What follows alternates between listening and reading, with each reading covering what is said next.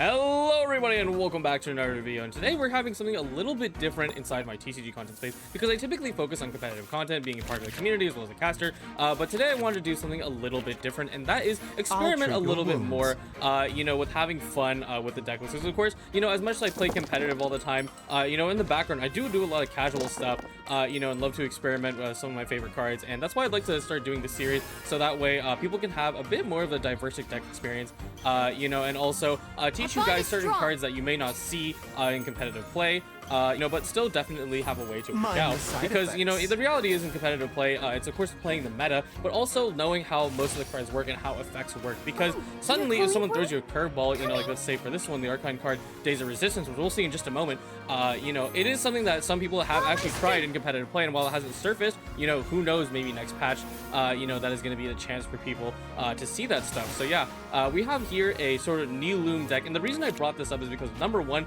I know a lot of players love Nilou, and I myself love Nilou. It's a very fun, comfy deck. It's very silly. You get to make use of Quick Knit and all those other fancy little cards. But the biggest thing I thought about is that, hey, we have a new Hydro unit today, in the patch, and, Nilou loves being paired with double Hydro because it's more effective for her as a Bloom user. So I'm like, hey, what if you use the ability of a Herald to stall out the dice to your opponent? And, of course, mileage may vary. This is, again, not a competitive deck. We're just trying to have, enjoy, our deck building and stuff. But I did have a lot of fun with this, and we have two matches. And so basically, I'll be commenting over this one, and then we'll be moving on to the next one. I'll kind of see what we do with this series over time. But yes, we're just kind of rolling through the match. Always start Baizhu and then move to Nilou. That's, a very good thing for players to keep in mind, especially when they don't have certain things, because Baizhu is going to apply to Dendro, and the Nilou will always have one Hydro, so it guarantees that you have the Bloom Court. And once the Bloom Court starts rolling, your game's pretty much set. And, that's where Herald can start sweeping in, and I'm going to start doing a lot of damage. Now, this person, playing Fatui with Kuki, not a bad combination ultimately, because Kuki with Linny, very strong combination, even with a lot of healing. They also have Fatui Resonance, so I'm going to have an issue with that, or will I? We'll see in a moment. But yes, we're just kind of playing around. Now, a really interesting tip that I learned while I was playing this whole deck is that a good way to analyze the difference between talents, because a lot of people will say, hey, why aren't you running Nilou talent? Well, the thing is, I am running in this deck list, which you can see at the end of the video. But the thing is that the thing you have to be very careful with talent is that I used to be stuck to the mentality that using Storm Terror's Lair, right, the one that guaranteed drawing you talent from your deck over here, is the only way to play Nilou Bloom. And when I talked to Attila as well as other players like Pilot, they said there's really not a point in trying to fish for a talent so desperately, even if, it needs to be something that truly carries your entire game plan that you're willing to pay that much dice for, right? It costs 2 aligned dice, so that's a lot.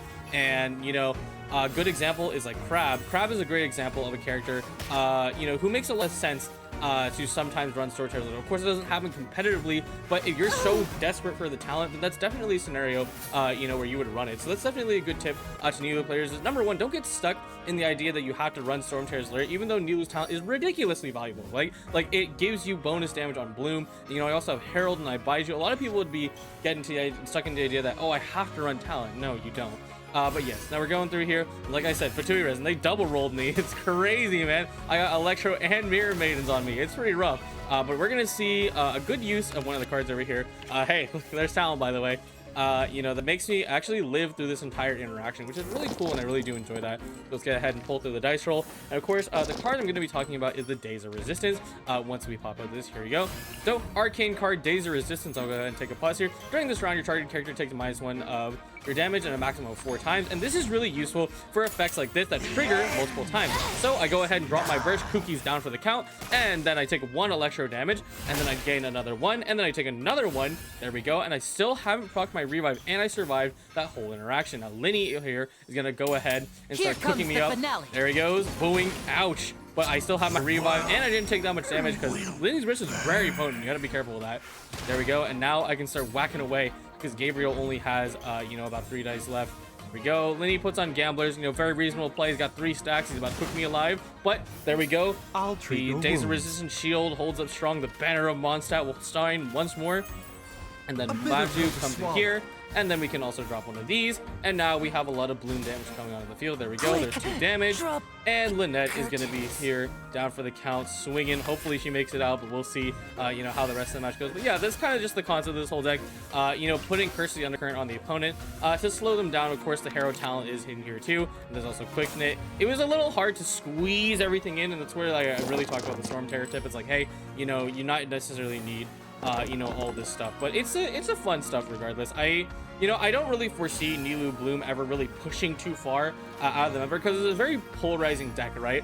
You know, if you give Nilou too much damage, like, you know, something like a talent, it really does become an issue. But yeah, that is going to be it for my segment of the video, and I'm going to go ahead and check out the next match, which we have versus Batuizon, and I hope you all enjoy. See you later.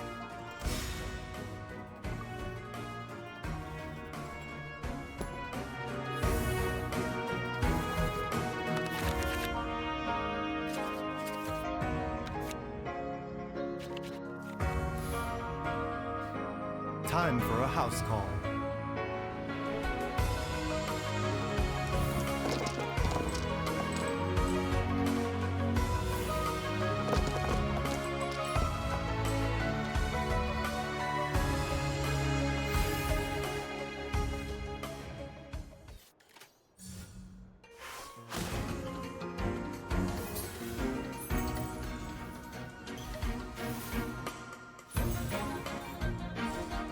The doctor will see you now.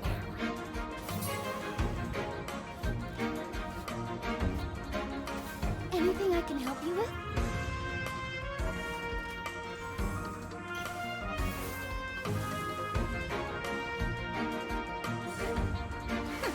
We'll see about that. Positions.